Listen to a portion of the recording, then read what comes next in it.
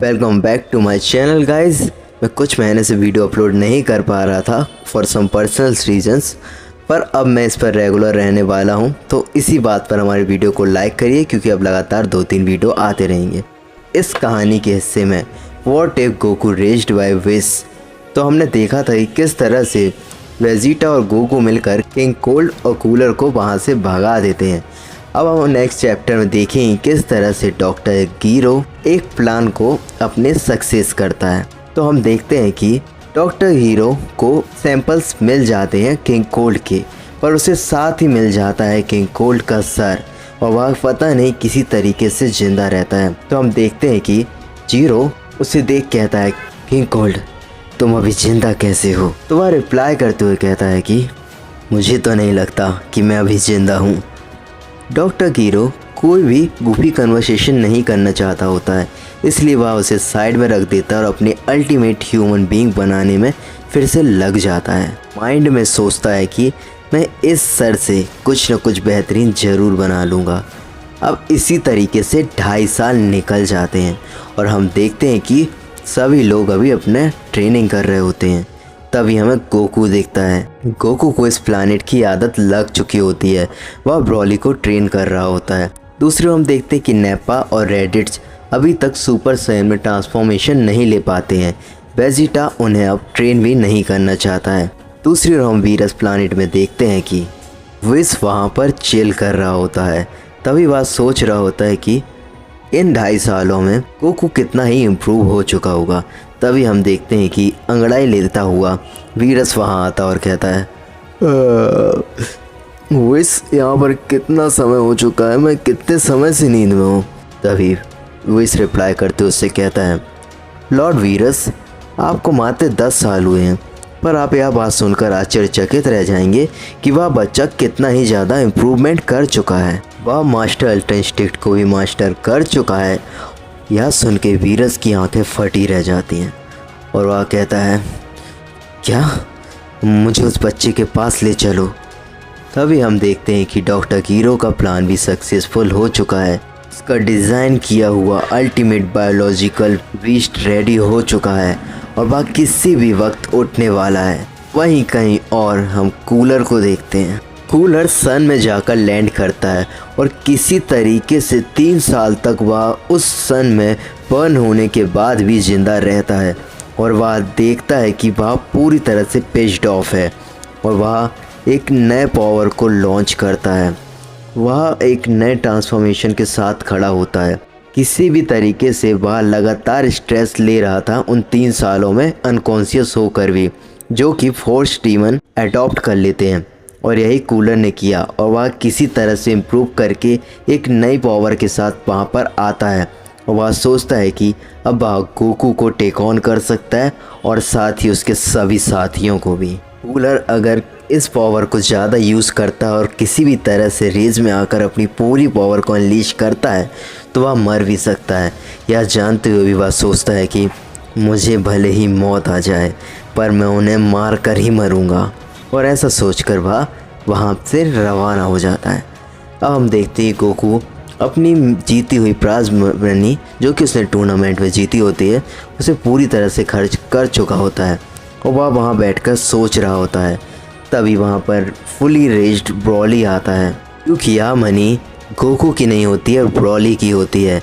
और गोकू को समझ आ जाता है कि यह पीस ऑफ पेपर नहीं है, यह ऐसा कुछ है जो कि तुम किसी से भी नहीं ले सकते हो छीन कर। ब्रॉली कैकरॉट कहकर चिल्लाता है और गोकू यह देख कहता है कि काम डाउन ब्रॉली, यहाँ से पेपर ही तो है, चलो तुम स्नैकर खाओ। स्नैकर का पैकेट देख ब्रॉली और ही ज़्यादा रेंज से भर जाता है। ब्रॉली यह सुन और भी ज़्यादा रेंज से भर जाता है और वहाँ जाकर गोकू को सीधे स्टमक में स्मैक करता है, जिससे गोकू जान जाता है कि ब्रॉली बहुत ही ज़्यादा सीरियस है और वह भी सुपर सैयन में ट्रांसफॉर्मेशन लेकर लड़ाई करने लगता है। तभी हम देखते हैं कि कुछ 2 से 3 मिनट बाद ब्रॉली उसकी पावर को ओवरकम कर जाता है।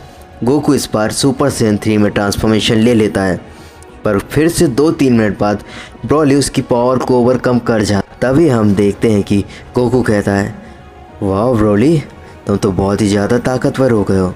मतलब तुम कोई मजाक के मूड में तो नहीं हो। तो मुझे भी पूरी पावर दिखानी होगी। और बस मास्टर अल्ट्रा इंस्टिंक्ट में ट्रांसफॉर्मेशन ले लेता है। गोकू बहुत ही ज़्यादा ताकतवर होता है इस फॉर्म में।